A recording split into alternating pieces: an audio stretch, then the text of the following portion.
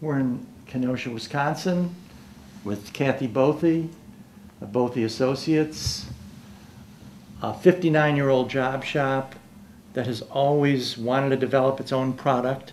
And over the last 2.5 years, Cathy, her daughter Laura, her husband Kent have come up with the premium knitting needle product. What if Joanne Sewing came to you and said, we want to buy 25,000 needles? We can sell them to them, but they wouldn't do it because their customer base simply wouldn't, it just wouldn't fit. It just wouldn't fit.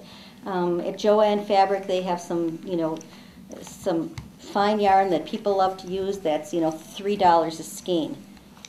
At high-end knitting shops, you would have, you'd have $50, $70, $75 a skein for yarn that people don't bat an eye. Right, and that's the bizarre thing. If people will pay that for the yarn, why won't they pay it for the needle? it's insane. It is insane how much money people spend. A woman that's very near Canada couldn't get back over the border because she had $6,000 worth of yarn, and they didn't believe it was for her own personal use. Did you send any out for people to try? Not really. We don't give anybody anything. We call that selling. Yeah, they can buy some if they want. Uh-huh. No, we really don't. We don't do it to reviewers. We just don't. But we're constantly developing new products. Picture this, you knit a sock, which, by the way, previous to this I thought was stupid. Now I kind of like it. Okay, you knit these socks, all right? And then you have to block them. You have to get them to dry in shape, all right? The only ones that used to be available were these wooden cutouts, which would get kind of moldy, and they were rough, and they were crappy, and they're terrible.